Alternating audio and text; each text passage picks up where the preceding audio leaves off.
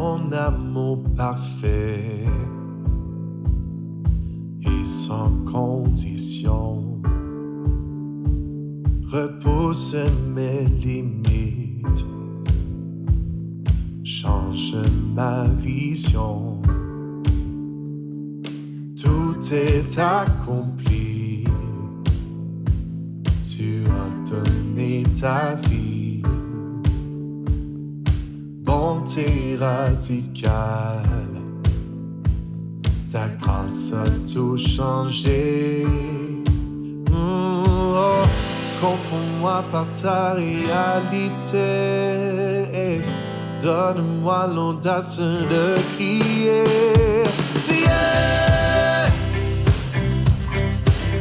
Tu pardonnes et tu donnes ta grâce à tous ceux qui ont placé leur foi en toi. Jésus, tu ignores nos passés, guéris nos cœurs brisés, tu cherches les perdus et les ramènes à ton chemin, le chemin de la croix. tout est accompli. Tu as donné ta vie, bonté radicale, ta grâce a tout changé.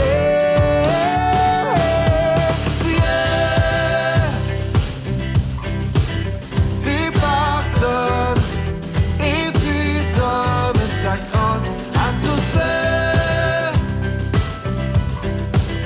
qui ont placé leur foi en toi. Jésus, tu ignores nos pensées, guéris nos cœurs brisés, tu cherches les perdus et les ramènes à ton chemin, le chemin de la croix. Sonde-moi, ô Dieu, et connais mon cœur. Parle-moi, attaché à toi.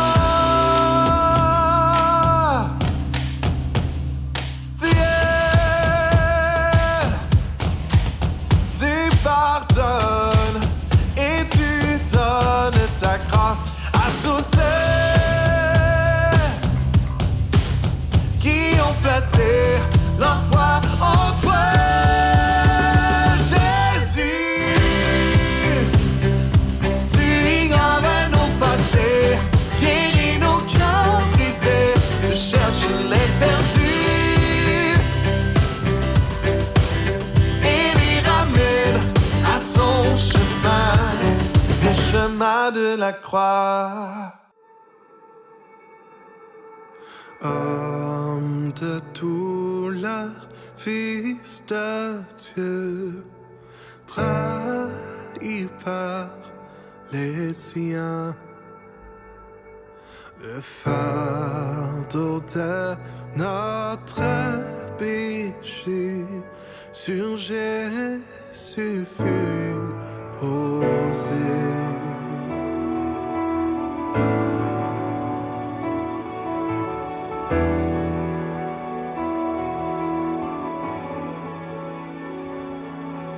C'est lui qu'on a méprisé, faussement accusé, blessé, meurtri et humilié, d'épines couronnées.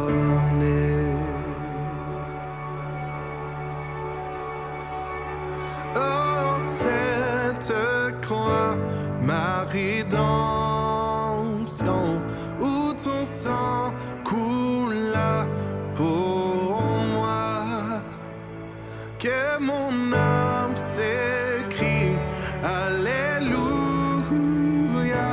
gloire et honneur à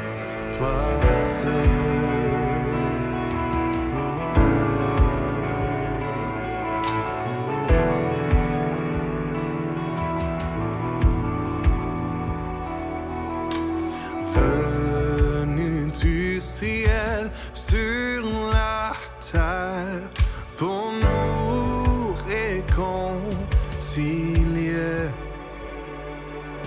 pour acheter et pardonner ceux qui l'ont crucifié.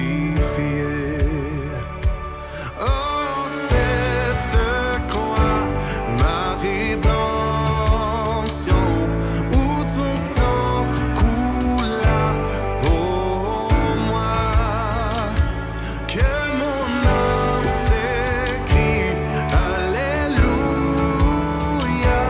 gloire et honneur à toi seul. Ma dette est payée, elle est effacée par le sang précieux que Christ a versé. Le péché est vaincu, son emprise n'est plus, et m'a libéré pour l'éternité. Ma dette est payée, elle est effacée par le sang précieux que Christ a versé. Le péché est vaincu, son emprise n'est plus, il m'a libéré pour l'éternité. Oh, cette croix, ma rédemption, où ton sang coula pour moi, que mon âme s'écrie Alléluia, gloire et honneur à toi seul.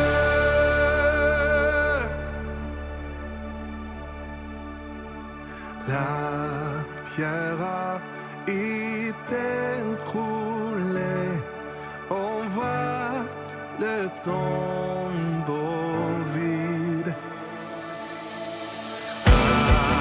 Alléluia, Dieu soit loué, il est ressuscité. Oh, cette croix, ma rédemption, où ton sang coula pour moi,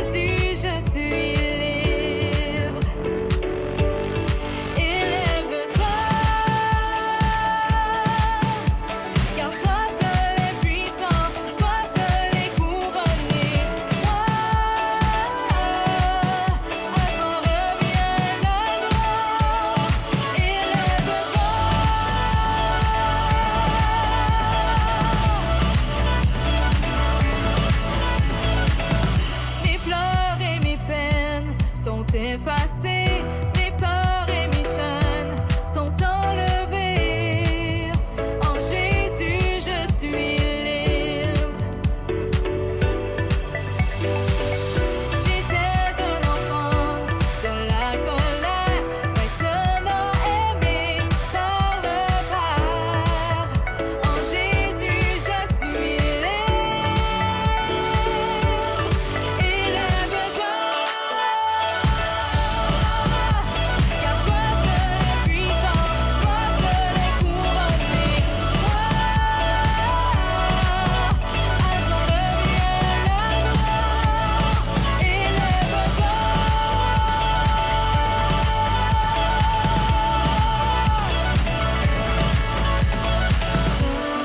Le Seigneur, le Prince de paix, il est bienveillant, il marchera avec nous. Le Dieu du bonheur fait ce qui lui plaît. Il est tout puissant, son amour sera toujours. C'est le Seigneur, le Prince de paix. Il est bienveillant, il marchera avec nous. Le Dieu du bonheur fait ce qui lui plaît. Il est tout puissant, son amour sera toujours. Élève-toi, car toi seul est puissant, toi seul est couronné. À toi revient la gloire. Élève-toi, toi seul est puissant, toi seul est couronné. À toi revient la gloire. Élève-toi.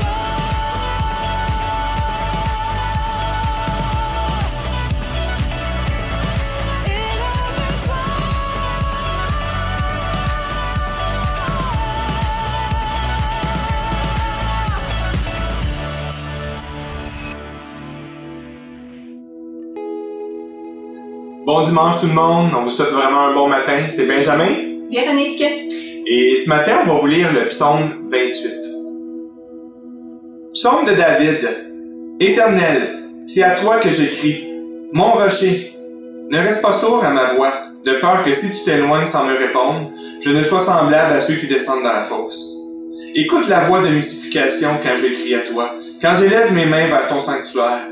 Ne m'emporte pas avec les méchants et les hommes iniques, qui parlent de paix à leur prochain et qui ont la malice dans le cœur. Rends-leur selon leurs œuvres et selon la malice de leur action. Rends-leur selon l'ouvrage de leurs mains. Donne-leur le salaire qu'ils méritent, car ils ne sont pas attentifs aux œuvres de l'Éternel. À l'ouvrage de ses mains, qu'il les renverse et ne les relève point. béni soit l'Éternel, car il exauce la voix de mes supplications. L'Éternel est ma force et mon bouclier. En lui, mon cœur se confie, et je suis secouru. J'ai de l'allégresse dans le cœur, et je le loue par mes chants. L'Éternel est la force de son peuple. Il est le rocher des délivrances de son roi. Sauve ton peuple et bénis ton héritage. Sois leur berger et leur soutien pour toujours. Psaume 28.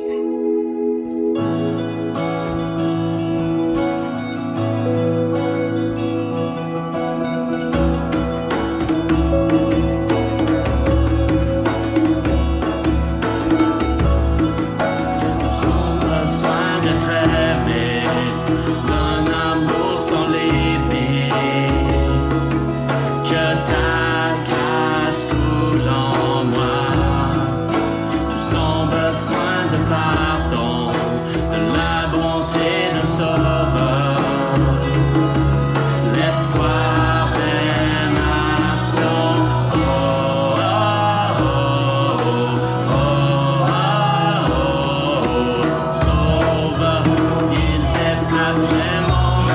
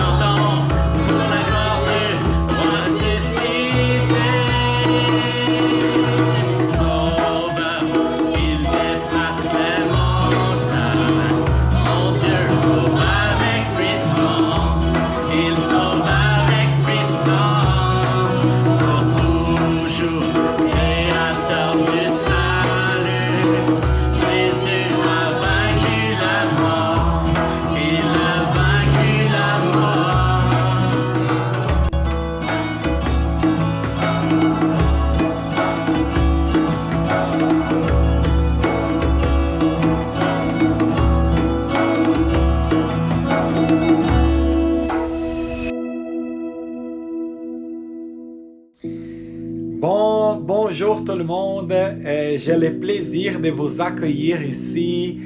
Normalement, j'ai fait l'animation à partir de l'église de Verdun, mais aujourd'hui, je suis chez moi.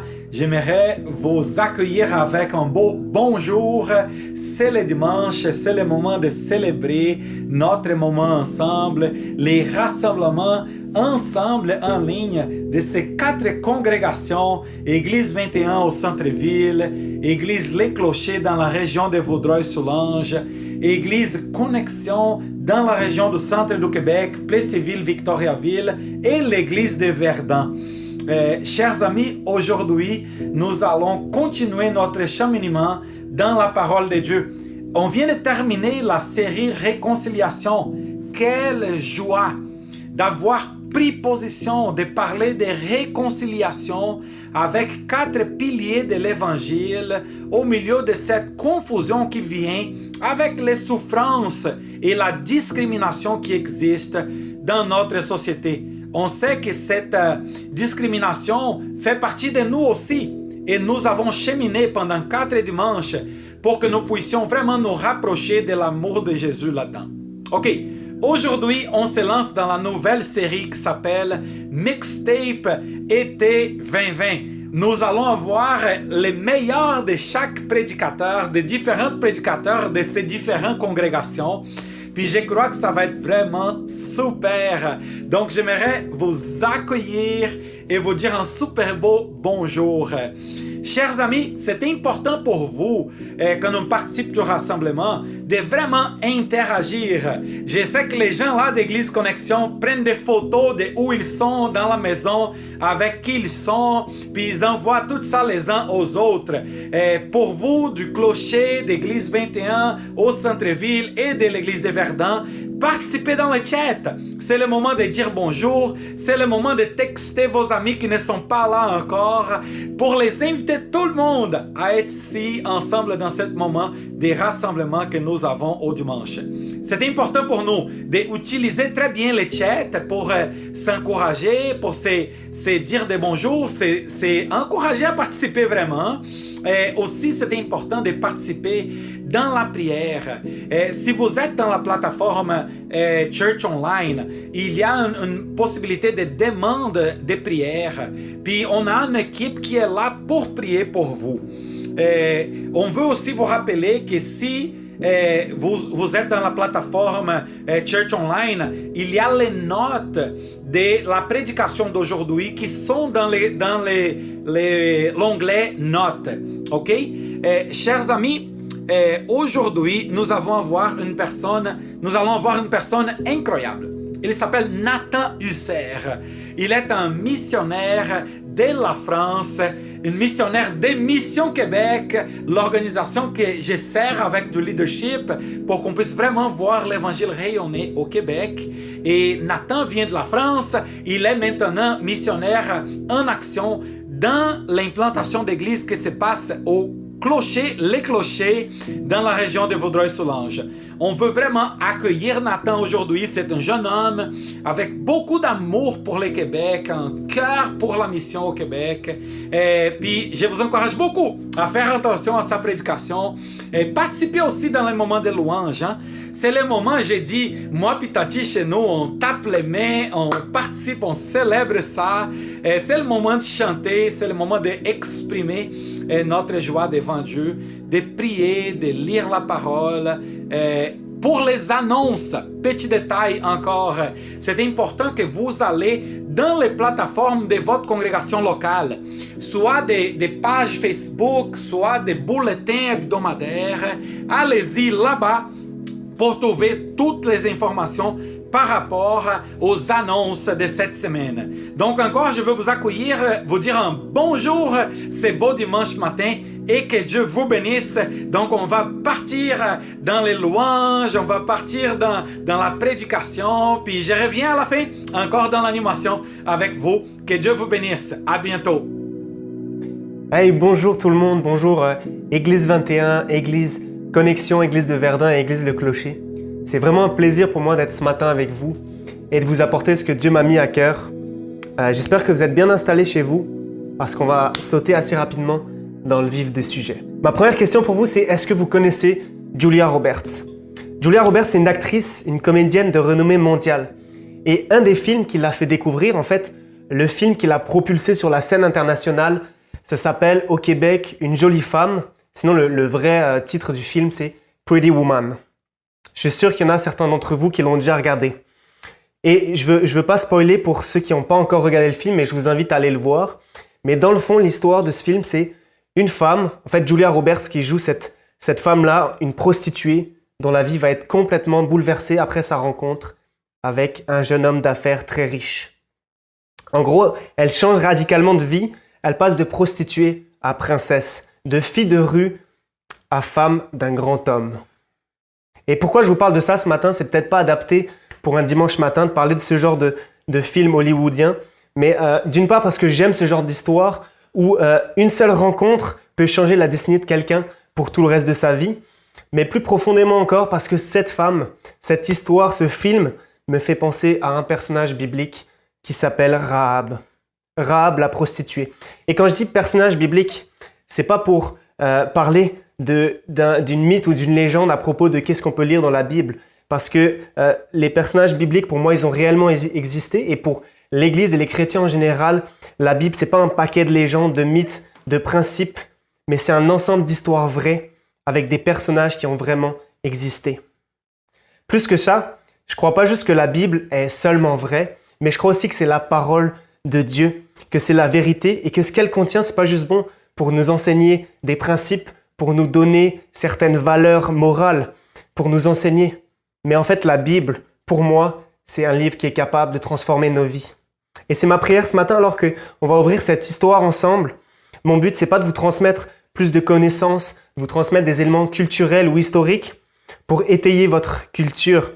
Mon but ce matin, en fait, c'est de laisser Dieu vous parler et me parler à moi et de voir ensemble comment Dieu veut transformer nos vies à travers sa parole. Mon plan va être plutôt simple. Je vais commencer par le quoi. C'est quoi l'histoire de Rahab? Je vais poursuivre par le pourquoi. Pourquoi je vous parle d'une histoire qui s'est passée il y a des milliers d'années? Et enfin, le comment. Comment Dieu, à travers l'histoire de Rahab, veut transformer ma vie. Ok, donc notre histoire ce matin se trouve dans Josué 2. Et avant de plonger dans le texte à proprement dit, j'aimerais poser le cadre un peu pour qu'on puisse comprendre où est-ce qu'on en est dans l'histoire. Dans le fond, si je commence bien plus tôt que cette histoire-là, Dieu a choisi Abraham pour fonder son peuple qu'on appelle la nation d'Israël, qui a ensuite été captive et esclave en Égypte pendant de nombreuses années. Mais par Moïse, Dieu les a délivrés et a scellé une alliance avec eux. Il leur a donné la loi pour qu'ils puissent refléter qui est Dieu, sa nature. Ensuite, Dieu, à travers Moïse, toujours les a guidés à travers le désert vers ce qu'on appelle la terre promise. Il s'est passé plusieurs choses qui ont fait que les Israélites de Moïse, que Moïse guidait, n'ont pas pu entrer dans cette terre promise. Et c'est comme ça que la vie de Moïse se finit dans le désert. Et c'est là que commence le livre de Josué qu'on va ouvrir ce matin. Josué est devenu le leader du peuple juste après la mort de Moïse. Voici le début de l'histoire, Josué 2, verset 1.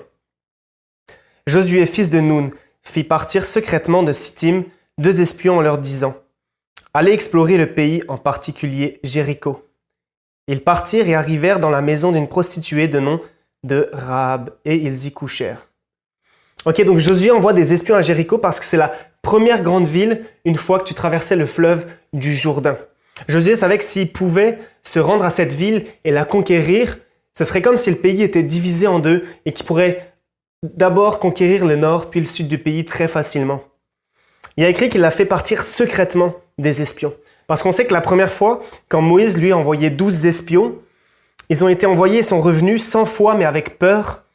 Et c'est ça qui les a empêchés finalement de rentrer dans le pays promis. Et ils ont dû errer 40 ans dans le désert.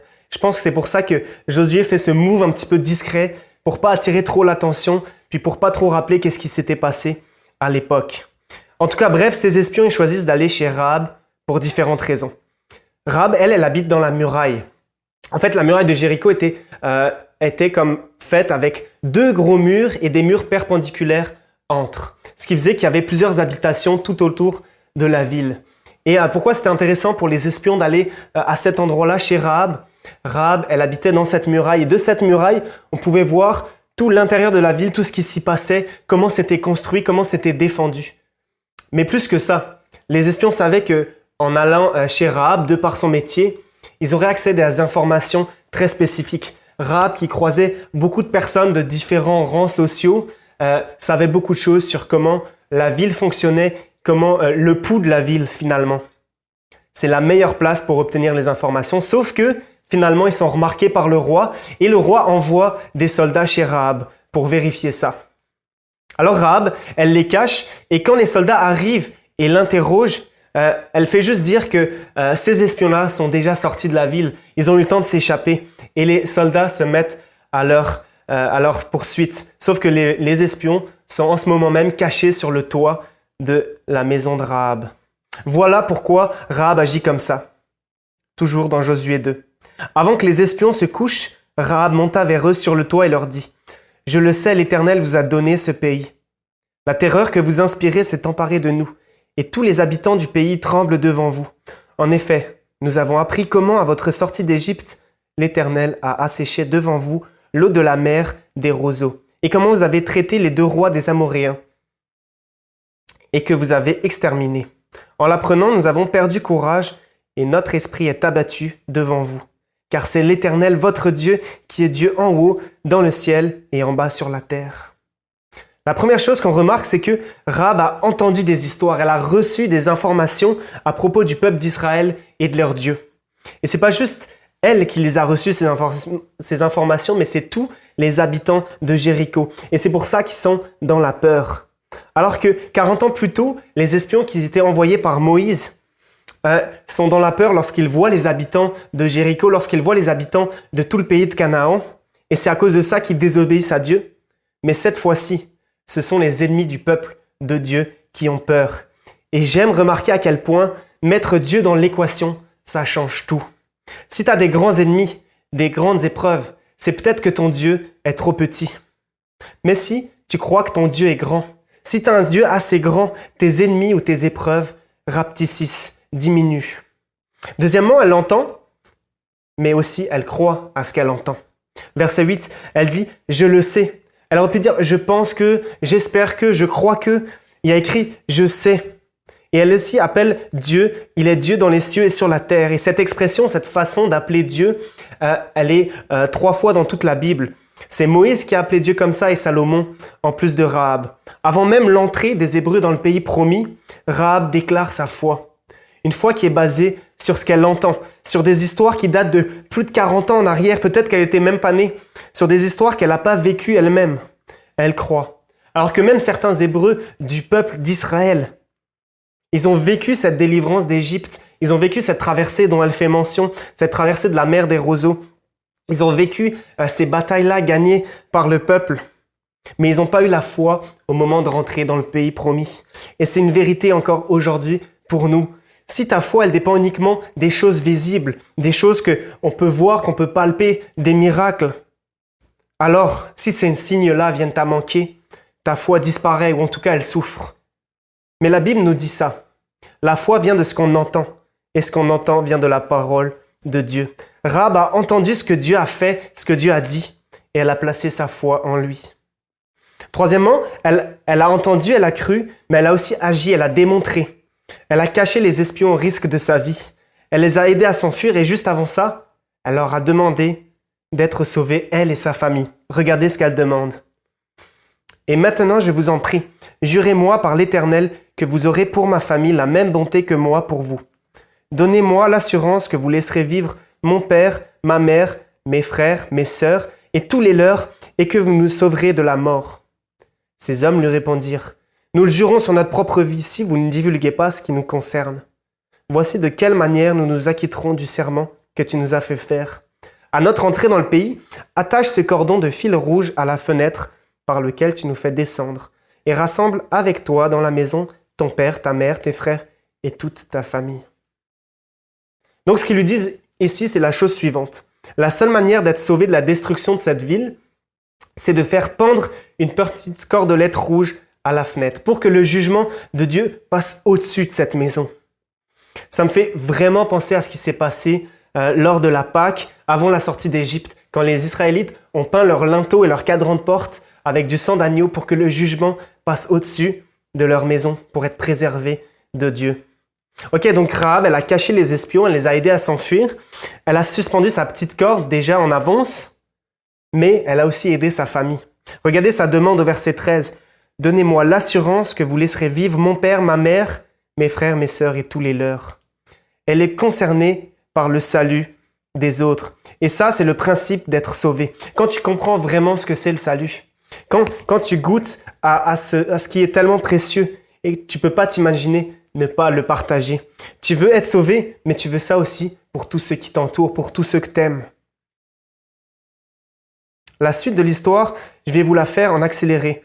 Mais je vous encourage à lire parce que l'histoire de la prise de Jéricho est incroyable. En gros, les espions arrivent de nouveau chez eux. Excusez-moi.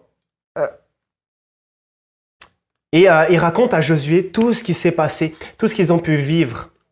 À partir de là, Josué décide de traverser avec tout le peuple le Jourdain. Là encore, c'est une histoire que vous devez aller lire parce que Dieu fait juste arrêter le fleuve de s'écouler pour qu'il puisse passer à pied sec. Et une fois arrivé à Jéricho, Dieu dirige le plan de bataille d'une façon surprenante. En gros, l'armée, elle doit faire chaque jour une fois le tour de la ville en silence pendant 6 jours. Et le 7e jour, il leur demande de tourner 7 fois autour de la ville. Et voici ce qu'on lit dans Josué 6. Le peuple poussa des cris et les prêtres sonnèrent de la trompette. Lorsque le peuple entendit le son de la trompette, il poussa de grands cris et la muraille s'écroula. Le peuple monta dans la ville, chacun devant chez soi.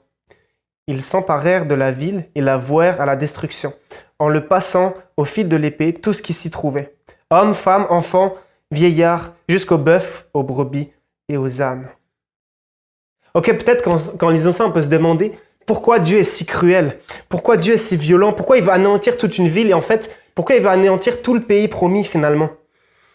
Sans rentrer dans trop de détails, il faut qu'on garde à l'esprit que pendant que le peuple d'Israël était en exil captif en Égypte, ces peuples-là, ils avaient 400 ans pour se repentir, ils avaient 400 ans pour remarquer qu'ils étaient dans la rébellion avec Dieu. Parce que c'est ça, ils vivaient dans la débauche, ils adoraient de faux dieux et se comportaient de façon très mauvaise envers Dieu. Et Dieu leur a laissé des centaines d'années pour changer de comportement. Et notre monde, et je veux choquer personne en disant ça, mais la réalité c'est que notre monde, il n'est pas loin d'être pareil. Aujourd'hui, notre monde dans sa globalité, la plupart des personnes qui vivent aujourd'hui sont en constante rébellion contre leur Créateur. C'est sûr que ce n'est pas très réjouissant comme constat. Mais Dieu nous le rappelle par l'histoire de Rahab qu'on est en train d'étudier, que même au sein du jugement, il fait grâce. Vous allez voir pourquoi. Ok, donc les Israélites, ils ont fait preuve de foi. Et le mur de Jéricho s'est complètement écroulé. Et ce qui est intéressant, c'est qu'il y a une équipe d'archéologues en 1930, dirigée par John Garstang, qui sont allés sur les anciennes ruines de Jéricho et qui ont fait des fouilles pour voir un petit peu les vestiges de cette grande ville de l'époque. Et ils ont remarqué que parmi toutes ces murailles détruites, ils ont pu constater à quel point tout avait été, écroulé, mais qu'il restait juste une habitation. Je ne sais pas si tous savaient que c'était l'habitation de Rahab, mais avec ce qu'on apprend ici dans le texte, moi je suis persuadé qu'il y avait juste un pan du mur qui était resté debout et c'était la maison de notre Rahab. Toute la muraille est littéralement tombée, sauf la maison de Rahab, parce que Rahab et ceux qu'elle avait invités s'y trouvaient. Josué 6, versets 22 et 25. Josué dit aux 2 hommes qui avaient exploré le pays, « Entrez dans la maison de la femme prostituée et faites-en sortir cette femme et tous les siens, comme vous le lui avez juré. » Josué laissa la vie à Rahab, la prostituée, à sa famille et à tous les siens. Elle a habité au milieu d'Israël jusqu'à aujourd'hui, parce qu'elle avait caché les messagers que Josué avait envoyés pour explorer le pays. Rahab et toute sa famille qui se trouvait dans sa maison sont épargnés et sont intégrés au peuple d'Israël. Rahab, une cananéenne, une païenne, prostituée, est accueillie dans le peuple de Dieu. Et là, je me pose une question. Pourquoi les espions ont atterri chez Rahab? Ou plutôt, pourquoi Dieu a envoyé des espions chez cette personne en particulier? alors qu'il avait déjà promis au peuple d'Israël qu'il livrerait ce pays.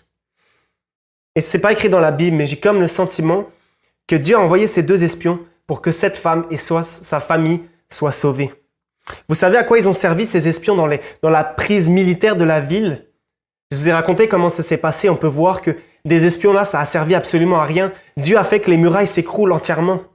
Les espions ont servi à absolument rien du tout. C'est Dieu qui leur a donné la victoire. Ils ont juste tourné autour de la ville. Mais Dieu a envoyé ces 2 espions pour sauver Rahab et sa famille. Et pour moi, c'est ça la belle définition de la grâce. Alors que Rahab ne le méritait pas plus que quelqu'un d'autre, Dieu lui a accordé sa faveur. Ça, c'est assez grossièrement l'histoire de Rahab, la grâce au sein du jugement. Mais pourquoi? Vous vous demandez peut-être pourquoi ce matin je vous raconte l'histoire d'une prostituée cananéenne qui date de plusieurs milliers d'années. Je vous l'ai dit d'une part parce que je crois que cette histoire, elle est vraie, parce qu'elle vient de la parole de Dieu. Mais c'est pas juste ça. Je vous l'ai dit, mais j'ai l'impression que les habitants de Jéricho ressemblent un petit peu à nous aujourd'hui. Ils représentent bien qui on est. Le peuple de Jéricho était en rébellion contre Dieu. Ils utilisaient leur argent, leurs ressources, leurs talents, leur temps à leur propre profit, pour leur propre plaisir, pour leur propre direction, pour diriger leur vie. Et malheureusement, c'est un constat qui est réel, mais même pour moi, par nature, et en fait, on est tous comme ça par nature à vouloir diriger notre propre vie avec qu'est-ce qu'on a. Et c'est comme ça, on est juste pogné avec cette nature-là. Et peut-être qu'on peut se dire, mais non, mais check, moi je donne un petit pourcentage de ce que j'ai à Dieu, comme je donne un petit peu de mon argent, un petit peu de mon temps. Tu sais, je vais à l'église de temps en temps, il y a même une petite place pour Dieu dans mon cœur, comme j'y pense de temps en temps, ça m'arrive de m'ouvrir la Bible, tout ça. Mais la vraie question, c'est est-ce qu'on voit vraiment nos vies comme lui appartenant? Ok, imaginez quelqu'un qui fait un braquage et qui vole une superbe voiture, ok? La plus belle voiture que vous pouvez imaginer. Ce gars-là, il la prend et il la vole et il s'en va avec. Et il roule comme si de rien n'était, alors que la police s'approche de lui et fait un contrôle parce qu'ils savent que cette voiture a été volée et commence à l'interroger. Puis le voleur se met à dire « Hey, vous savez quoi, cette voiture-là, hier je l'ai amenée chez le garagiste parce que je voulais lui mettre des plus jolis pneus. Puis aussi, c'est pas juste que je prends soin de l'extérieur de la voiture, mais à l'intérieur, là, je viens de passer la balayeuse, puis ça brille mon homme. Puis c'est pas juste que je m'occupe, tu sais, de comment elle est la voiture, mais je m'occupe aussi de à quoi elle sert. Du genre, dimanche, j'ai emmené une petite mamie à l'église parce que je la voyais marcher sur le bord de la route. Bref, tu vois, je fais plein de trucs formidables avec ma voiture. J'en prends soin, je l'utilise à bon escient, tout ça. Mais qu'est-ce que va lui dire le policier? C'est pas ta voiture, man. Et c'est une image qui représente un peu qu'est-ce qu'on fait avec nos vies. On peut la diriger, on peut faire de bonnes choses, mais la vérité, c'est qu'on a tendance à voler notre vie de celui qui nous l'a fait. Et c'est aussi le cas pour nous les chrétiens. Je ne parle pas juste du monde en général, je parle de moi le premier. Après ma conversion et même pendant plusieurs années après ça, j'ai laissé Dieu agir dans beaucoup de domaines, mais il y en a un dans lequel je voulais diriger ma propre vie. Dans le domaine sentimental et amoureux, je faisais en sorte de comme contrôler ça. Je laissais à Dieu le contrôle du reste de ma vie, mais ça, je pensais que je pouvais gérer qu'est-ce qui était bon pour moi. Comme si je savais mieux que Dieu ce qui était bon pour moi. Et ça, c'est juste un exemple de comment je ne laissais pas Dieu diriger ma vie. Aujourd'hui, pas plus tard que hier, il y en aurait tellement à donner de comment j'ai dirigé ma propre vie. Mais revenons à Rahab. L'histoire de Rahab ne se termine pas là. Rahab réapparaît dans le Nouveau Testament à 3 reprises.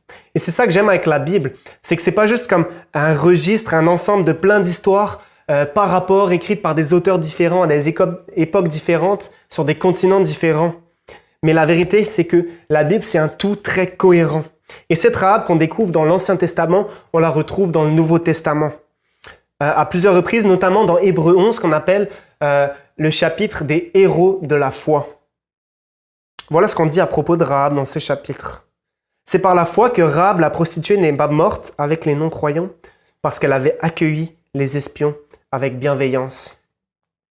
Rahab, la prostituée, issue d'un peuple condamné par Dieu, est citée au même titre qu'Abraham et que Moïse, parce qu'elle a reconnu qu'il n'y avait qu'un moyen d'être sauvé. Et ça, c'est valable pour nous encore aujourd'hui. Il y a un seul moyen d'approcher Dieu, c'est en lui demandant sa grâce. La foi, c'est pas juste de croire en Dieu intellectuellement, de lire la Bible et d'être d'accord avec ses concepts, de coller du mieux que tu peux à la loi qu'on y découvre, d'être religieux, de faire ton possible pour cocher des choses. C'est pas ça la vraie foi. La vraie foi, comme celle de Rahab, c'est celle qui reconnaît que tu es perdu et que tu as besoin d'être sauvé. C'est celle qui reconnaît que tu as besoin de demander à Dieu de te faire grâce. À la base, on est tous comme ces habitants de Jéricho et comme cette Rahab, loin de Dieu parce qu'on lui a volé notre vie et qu'on la dirige par et pour nous-mêmes. Mais Dieu fait grâce et la foi, c'est notre réponse et c'est notre prise de conscience du besoin de cette grâce. Ça doit être ça la base de notre foi, de reconnaître qu'on est perdu, mais que Dieu fait grâce. Et Paul le dira comme ça dans Éphésiens 2:8. En effet, c'est par la grâce que vous êtes sauvés, par le moyen de la foi. Ça ne vient pas de vous, c'est un don de Dieu. De la grâce de Dieu découle notre foi. Mais ça ne s'arrête pas là. Il y a encore un autre endroit dans le Nouveau Testament dans lequel on parle de Rahab. C'est Jacques 2. Vous voyez donc que l'homme est déclaré juste sur la base de ses actes et pas seulement de la foi. Rahab la prostituée n'a-t-elle pas de la même manière été considérée comme juste sur la base de ses actes lorsqu'elle a accueilli les messagers et les a fait partir par un autre chemin? Jacques met en lumière que Rahab ne s'est pas arrêtée juste à une croyance, à un constat, à une affirmation de « il y a un Dieu ». Mais elle l'a démontré par ses actes lorsqu'elle a accueilli les espions. Elle les a cachés, elle les a aidés à s'enfuir, elle a agi au péril de sa vie parce que sa foi était réellement vivante. Sa foi intérieure s'est manifestée par des actes visibles. Et là, je dis pas que sa vie était tout d'un coup devenue parfaite. La preuve, quand les soldats sont arrivés chez elle, elle leur a menti.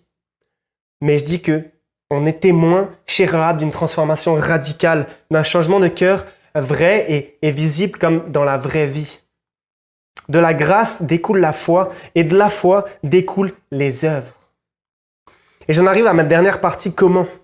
Comment est-ce que Rahab ou comment toi et moi, on peut être aussi transformés par cette grâce? Comment toi et moi, en tant que chrétiens, on pourrait comme avoir la même foi que Rahab?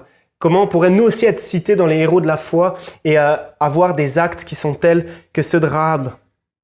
Comment je peux être une bonne Rahab? Et il y a un dernier passage dans lequel on parle de Rahab, c'est dans la généalogie de Jésus que Matthieu nous dresse au chapitre 1. Et sur 46 noms cités, il y en a seulement 4 qui sont des femmes, dont Rahab. Salmon eut Boaz de Rahab.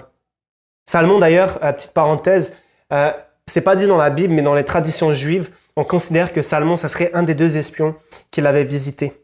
Salmon eut Boaz de Rahab, Boaz eut Obed de Ruth, Obed eut pour fils Isaïe, et Isaïe eut David.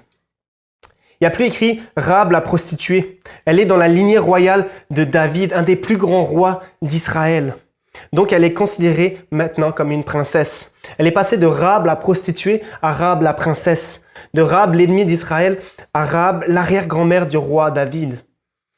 Plus fort encore, Rahab, elle est l'arrière-grand-mère de Jésus. Rahab, elle est transformée. Elle n'a pas juste changé de statut social, elle n'a pas juste changé de comportement, de nationalité ou même de métier. Elle a été complètement transformée et intégrée à une nouvelle famille. Et mon point, c'est que les chrétiens, ils ne sont pas juste des gens plus gentils, plus généreux, plus souriants, plus avenants. Ce sont des gens complètement transformés. Et peut-être que vous pensez que c'est sûr qu'elle, Rahab, elle en a vraiment besoin d'être transformée au vu de ce qu'elle faisait. C'était une prostituée. Plus que toi et moi qui sommes comme des bonnes personnes morales, des bonnes personnes comme religieuses. Mais voyez ce que Jésus dit aux religieux à propos de ça. Je vous le dis en vérité, les collecteurs d'impôts et les prostituées vous précéderont dans le royaume de Dieu. Jésus là, il parle aux gens religieux, à ceux qui pensent avoir une bonne morale et qui étudient la Bible. Personne n'est trop mauvais pour ne pas être sauvé. Mais personne n'est assez bon pour ne pas avoir besoin d'être sauvé.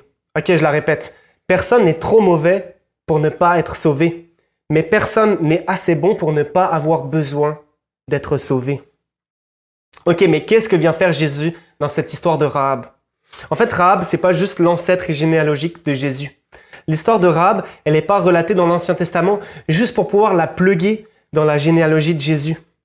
Mais parce que cette histoire, elle pointe à Jésus lui-même. Si on parle de Rahab ce matin, c'est pas pour étudier qui elle est et ressortir de là en essayant d'être comme elle, d'avoir la même foi, d'avoir les mêmes œuvres. C'est pour c'est pas juste pour s'encourager à être plus comme Rahab. Je vous ai dit une erreur avant avec ma question de comment est-ce que je peux être plus comme Rahab, parce que c'est pas ça la bonne question. La Bible, c'est pas un manuel de morale de soyez comme lui, soyez comme elle, faites pas ci, faites pas ça. La Bible, c'est un ensemble d'histoires vraies, cohérentes, comme je l'ai dit avant, qui forment un tout. Mais au-dessus de ça encore, c'est un livre qui est 100% centré sur Jésus-Christ, du début à la fin, en passant par l'histoire de Rahab. Et je vous ai parlé de la grâce avant, que Dieu a fait grâce à Rahab en envoyant des espions, d'une grâce qui transforme, qui a complètement transformé la vie de Rahab, qui lui a donné une nouvelle vie. Mais ça, c'est pas juste un concept, la grâce. En fait, c'est une personne, c'est Jésus lui-même. C'est Dieu qui s'est fait homme. Jésus, c'est entièrement Dieu et entièrement homme. Et Rahab pointe pas à qui je dois être, je dois essayer de m'efforcer d'être, mais Rahab pointe à ce Jésus-là. Regardez, Rahab, quand elle implore d'être sauvée, voici ce qu'elle demande, je le relis. Et maintenant, je vous en prie, jurez-moi par l'Éternel que vous aurez pour ma famille la même bonté que moi pour vous. Donnez-moi l'assurance que vous laisserez vivre mon père, ma mère, mes frères, mes sœurs et tous les leurs, et que vous nous sauverez de la mort. Les frères, les sœurs, les parents de Rahab faisaient partie de ce peuple-là qui était rebelle contre Dieu. C'était des Amoréens que Dieu avait même maudits à cause de leur rébellion. Pourtant, ils ont été sauvés. C'est pas eux qui ont fait acte de foi. C'est pas eux qui ont caché des espions. C'est pas eux qui ont obéi et qui ont suspendu cette petite cordelette rouge. Eux, ce qu'ils ont fait, c'est juste d'entrer dans la maison de Rahab. Rahab les a cherchés. J'imagine qu'elle les a même suppliés de venir avec elle, chez elle, pour qu'ils ne périssent pas, mais qu'ils soient sauvés. Et ils ont répondu à cette invitation. Mais dans le fond, ils ne méritaient pas plus que n'importe qui d'autre dans toute la ville de Jéricho. Parce que c'est Rahab qui a obéi. C'est Rahab qui a bien agi dans l'histoire. C'est elle qui a caché les espions, tout comme c'est Jésus qui a mené une vie parfaite. C'est Jésus qui a obéi à son Père. C'est Jésus qui a fait sa volonté et qui a obéi parfaitement et qui est venu nous chercher, nous, pour qu'on puisse être sauvés. Rahab, elle a ouvert sa porte pour que les siens ne subissent pas la colère de Dieu.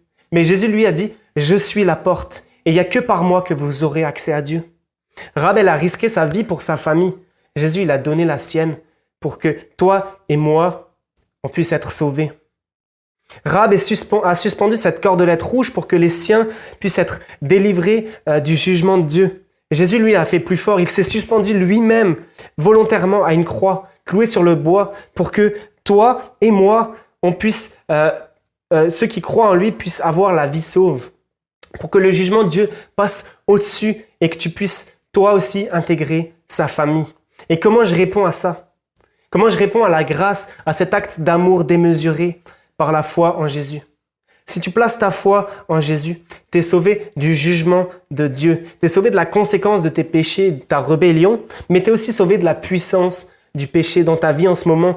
Et plus fort que ça, un jour, tu seras carrément libéré de l'existence, de la présence même du péché dans ce monde. Tu es quelqu'un de nouveau et tu fais partie de la famille de Dieu. Peut-être tu entends ça pour la première fois, que si tu mets ta confiance en Jésus et que tu reconnais comme Rahab que tu as besoin d'être sauvé, alors il transforme ta vie. En fait, plus que ça, il t'en donne une nouvelle. Je t'invite à prendre contact avec nous pour qu'on puisse parler de ça, répondre peut-être à tes questions ou en tout cas à t'encourager là-dedans. Ça nous fera vraiment plaisir de prendre contact avec toi. Mais je me doute aussi qu'il y en a beaucoup ce matin, c'est pas la première fois qu'ils entendent ça. Il y en a même la plupart qui ont déjà cette nouvelle vie, qui sont déjà comme intégrés à cette nouvelle famille. Et cette nouvelle famille, la famille de Jésus, c'est nous tous les chrétiens, c'est l'Église. Je parle pas du bâtiment, de l'institution religieuse, de l'organisation, mais je parle vraiment d'une communauté qui aime les gens avec qui elle vit, qui sert, qui rit, qui pleure avec eux parfois. Et parmi les grands challenges de notre société en ce moment, je pense au racisme, à la discrimination, aux maladies, à l'égocentrisme, à tout ce qui se passe. Et il y en aurait plein d'autres, mais je pense à tout ça. Et je vois à quel point Dieu veut utiliser cette Église. Il veut utiliser nous, les chrétiens, pour que le monde puisse goûter à qui est ce Jésus dans toutes les sphères de la société. Et Jésus a fait tomber les murs qui nous tenaient à distance de Dieu et des autres. Dieu a résolu une fois pour toutes, par Jésus, le problème du péché. Par sa mort et sa résurrection, on est complètement délivré de la conséquence du péché dans nos vies, de la puissance du péché dans nos vies en ce moment même et un jour de l'existence du péché. Et les chrétiens, dont moi, on a encore besoin de l'évangile. On a encore besoin de se parler entre nous, d'écouter, de proclamer ce que c'est la bonne nouvelle de Jésus pour nous. Parce que ça doit être encore une bonne nouvelle pour nous chaque jour. Parce qu'il y a des domaines dans ma vie, dans nos vies, on a encore besoin d'un changement radical. Il y a des murs qui doivent tomber, il y a des addictions dont doivent être délivrées, il y a des problèmes de relations qui doivent être résolus, il y a des habitudes qui doivent et qui peuvent changer. Pas parce qu'on est assez bon pour changer, mais parce que Jésus lui a tout accompli et qu'il veut nous transformer par son esprit qui vit en nous. Et ça, c'est une bonne nouvelle pour moi qui en ai encore tant besoin. Et je vous parlais au début de Pretty Woman, ce film-là dans lequel cette femme qui a vécu un changement incroyable juste à cause d'une seule rencontre. Mais la seule rencontre qui peut changer ta vie, qui peut changer ma vie encore aujourd'hui, c'est celle qu'on fait avec Jésus-Christ chaque jour et de manière personnelle. Et je vous encourage aujourd'hui et dès cette semaine aussi à rencontrer ce Jésus tous les jours parce que c'est lui qui a changé et qui veut continuer de changer notre vie de manière complètement radicale. Je vous souhaite un bon dimanche. Oui, on veut se réjouir, on veut chanter à Dieu, on veut danser parce qu'il est notre berger et il bâtit son église, il nous garde entre ses mains et il nous conduit comme un bon berger.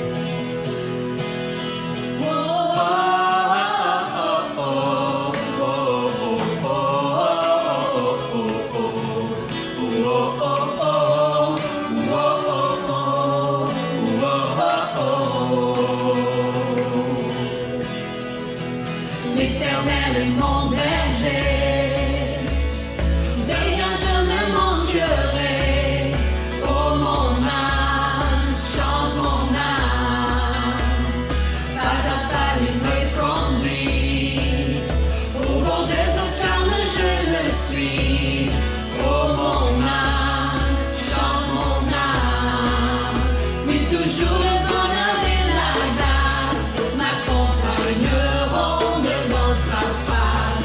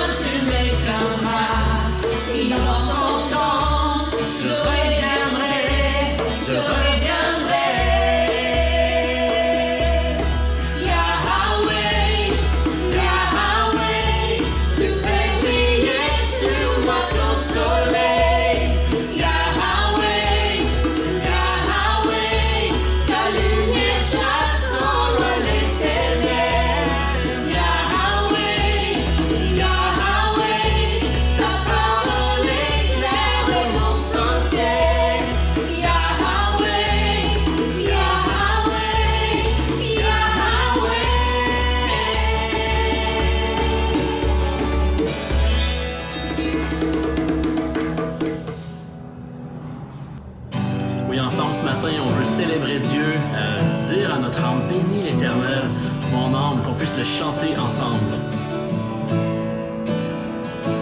Bénis l'Éternel, oh mon âme, rends gloire à son saint nom. Loue-le de tout ton cœur, oh mon âme, à jamais je te louerai. Voici l'aura, un nouveau jour se lève. Je veux proclamer ta bonté. Et si la noirceur et la tempête arrivent dans ma vie, je choisirai encore de te louer. Bénis l'Éternel, oh mon âme, rends gloire à son saint nom. Loue-le de tout ton cœur, oh mon âme, à jamais je te louerai. Riche en amour, tu es bon et patient. Dieu fidèle, tu ne changes pas. Pour tes bontés, je ne cesse de chanter. On le dit ensemble. J'ai mille et une raisons de te louer. Il n'y en a qu'un temps, Seigneur. Ah, Seigneur, seu nome louvarei. Bendiga todo meu ser ao Senhor, sempre lhe louvarei. Et en ce jour où mes forces faiblissent, la fin est proche, mon heure est venue. Même en ce jour, jusque dans l'éternité, je choisirai toujours et à jamais. Bénis l'Éternel, oh mon âme, rends gloire à son saint nom. Loue-le de tout ton cœur, oh mon âme, à jamais je te louerai. Il n'y en a qu'un temps, Seigneur. Ah, Seigneur, seu nome louvarei. Bendiga todo meu ser ao Senhor, sempre lhe louvarei. Bénis l'Éternel, oh mon âme, rends gloire à son saint nom. Loue-le de tout ton cœur, oh mon âme, à jamais je te louerai. À jamais je te louerai. À jamais je te louerai. Oui, amen. Gloire à Dieu.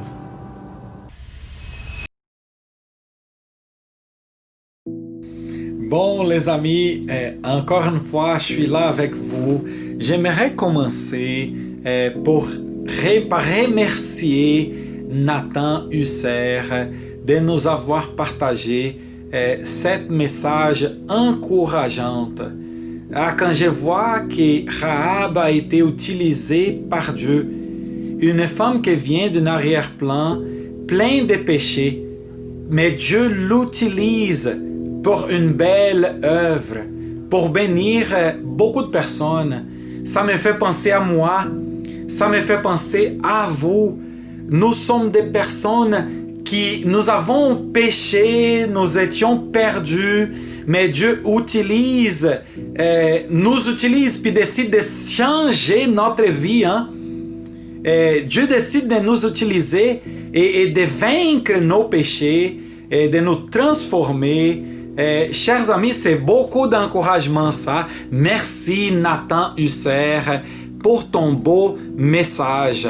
Et là, c'est le moment que je veux vous encourager encore à aller dans la média de votre congrégation, ok? Ça peut être des pages Facebook où toutes les annonces sont là. C'est le moment d'y aller pour bien s'informer. C'est le moment d'aller voir votre bulletin hebdomadaire. L'objectif, comme je vous ai dit, c'est vraiment de vous garder bien connectés les uns avec les autres, puis les actions de nos congrégations. Je veux saluer les gens du centre du Québec, Plessisville, Victoriaville. Je veux saluer les gens de Verdun. Je veux saluer les gens du Clocher, la région de Vaudreuil-Soulanges. Et aussi les gens du centre-ville. Tous les groupes de quartier. Chers amis, que Dieu vous bénisse. Quel beau dimanche nous avons passé. Je veux vraiment célébrer l'équipe de louanges qui nous a dirigés vers ce beau moment de dire à Dieu combien il est beau, combien il est grand. Puis on veut continuer à célébrer le Seigneur pendant la semaine. Donc mon encouragement pour vous, c'est vraiment de vivre cette vie en mission. De laisser vos péchés dans le passé puis d'avancer avec Jésus. Que Dieu bénisse votre semaine, que Dieu vous utilise. L'été, c'est un moment de beaucoup de connexion, de bénir les gens dans notre entourage, de sortir avec les enfants, d'aller à la plage, de connecter avec les amis pour partager l'évangile, pour vivre l'évangile. Premièrement, on reçoit les bénédictions de Dieu, la grâce du Seigneur. Puis là, on célèbre ça dans notre vie, puis ça va déborder dans la vie des autres. Donc, que Dieu vous bénisse. C'était un immense plaisir de passer ce dimanche matin avec vous. Puis à la prochaine, dans vos groupes de quartier, où on va se revoir le dimanche prochain pour la prochaine prédication de cette série merveilleuse qui s'appelle Mixtape été 2020. Les vraiment bonnes prédications de différentes personnes. Donc, que Dieu vous bénisse. Puis on va se voir la semaine prochaine. Bye bye.